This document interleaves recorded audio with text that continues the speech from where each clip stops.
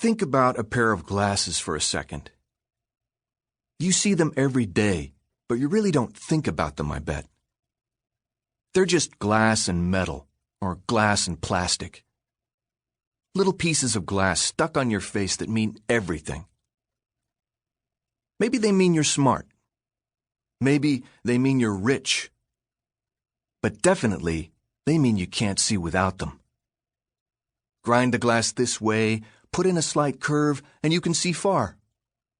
Change that curve a hair, just a tiny, minuscule difference, and you can see near. Grab the two lenses between your big hands and twist your wrist. Just snap the part over the nose. Now, you can't see anything for the rest of the day.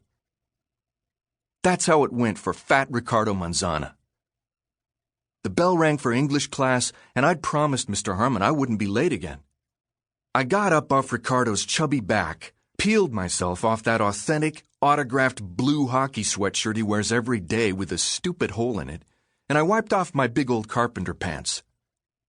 Ricardo was pathetic, sprawled on the hall floor, not crying this time, but blinking a lot, and not talking either, like he was in bed that morning and he didn't want to get up and go to school for some reason. That's the bell, Ricardo.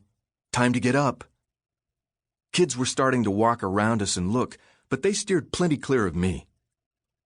Mostly they looked at Ricardo face down on the sick, green, dusty floor next to the overflowing trash can. That's when I noticed the orange peel next to the bright blue can for the first time, close by Ricardo's tangled hair.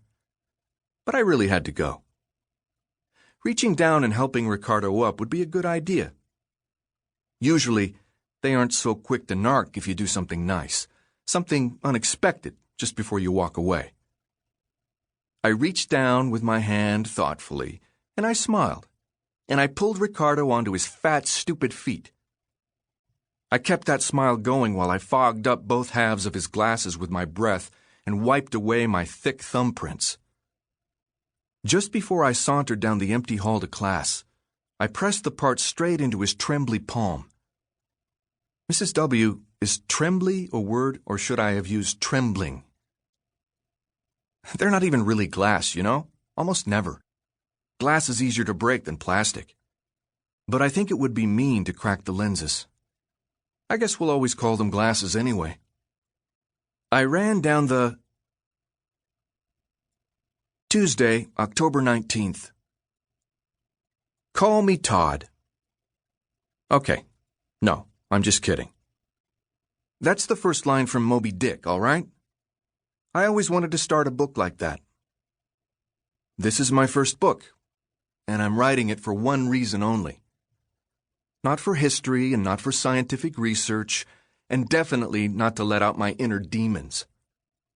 I'm doing it so I don't have to pick up trash in the school courtyard like certain deviant so-called friends of mine who also got caught. I am being reformed. The story begins with me, your humble narrator, alone and stranded after school in a study hall the exact same color as puke. I'm a prisoner, caught in the fluorescent searchlights, looking pale green while I smudge blue ink in a black and white marble composition book. The floor is the same sad green as my pants, but my pants are a lot cleaner. My white pad of paper looks a little green too. When I looked up and asked you, "What do you want me to write about?" you said, "About anything." About anything? Okay. Fine with me. You asked for it. I'll write about this desk. I hate this desk.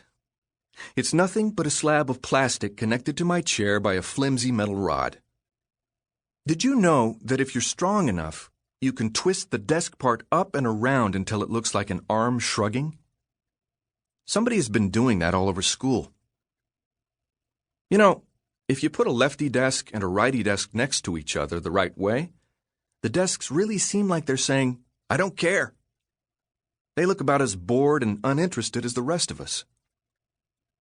Tod, do you really believe your feelings apply to every student? So you're going to write in my notebook? When I feel the need.